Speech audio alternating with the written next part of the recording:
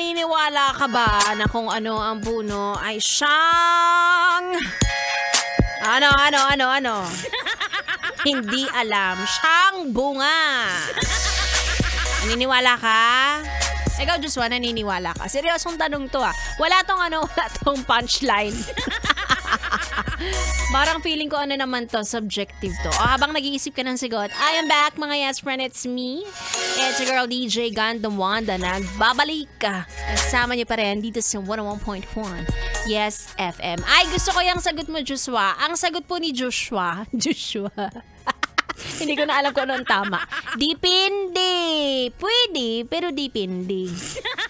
Diba? Totoo naman Medyo siya, parang habang tumatanda tayo, nagbabago na. Totoo ba na kapag puno, siya ring bunga? Hindi ko alam. Ako hindi ko na masabi, Si B-Boy. Halika dito, B-Boy! Pumasok ka dito. Mapapaaga ka. Medyo gusto ko malaman ang sagot mo dito. O, di ba ang aga mo? Sagot ni Joshua, di ko po alam, Your Honor. Ay, nakalimutan ko na rin po. Naniniwala ka ba? O, saglit lang to, umalis ka na rin pagkatapos. Alam kong ayaw mo. Naniniwala ka ba na kung ano ang puno ay siya ang bunga? Ano yan, in terms of... O, di ba? Fruits. Diba? Kasabihan yun In terms of... Oo. Feeling... Ay, hindi. Joke lang. Hindi pala. Ang gano'n ang isip. Halatang indecisive. Hindi ako naniniwala. Hindi ka naniniwala. Kasi naniniwala ako ng bawat tao ay designed to be... to be unique. Diba? Kaya nga tayo iba-iba ng DNA. Diba? Iba-iba tayo ng fingerprints. Naisalba! Saved by the bell. Charot. Nagano ako doon. Pero diba? Sinasabi lang... Ano yun, Joshua? Dead air din ko na.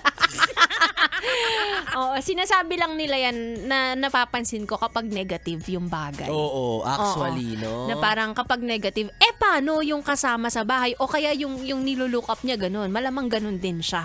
Correct. Pero kapag positive, pag ang terminology, ay may pinagmanahan. May pinagmanahan. Mapapansin mo yan sa mga magulang, diba? Correct. Pag masama, hindi sa kanila. Doon sa it's either sa nanay or sa tatay. Sa asawa. Diba? Sa ama mo. Ganyan. Pag negative, pag sa'yo, ay, galing. Proud mama here. Ako Buti talaga, ang dahilan. Buti na lang sa akin mo nakuha yung ganyang traits. Diba? Unfair din minsan Pero ako, ang sagot ko, hindi rin talaga ako naniniwala dyan. Kasi, habang lumalaki ka, maraming pwedeng makaapekto sa iyong well-being.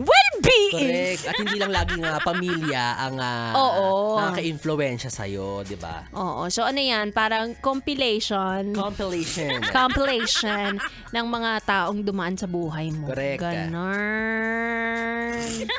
Oo, wag niya naman ilimit sa ganyan. Kasi yung yung magulang niyan, addict. Kaya ganyan yan. Correct. Diba? May mga ganun Kaya feeling ko nag-a-addict din yan. Correct. Saka diba isipin mo, may mga magulang na addict pero ang anak, diba, matino. Akala ko mas addict. Siya yung supplier.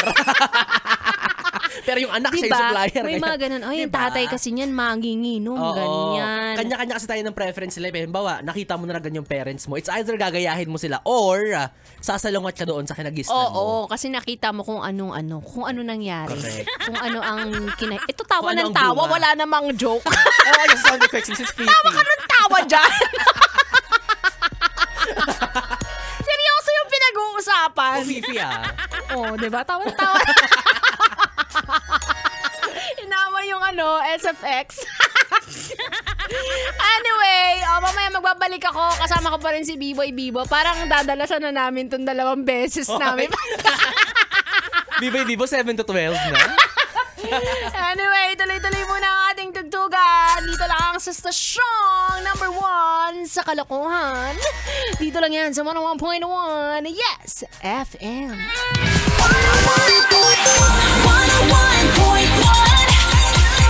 Yes FM.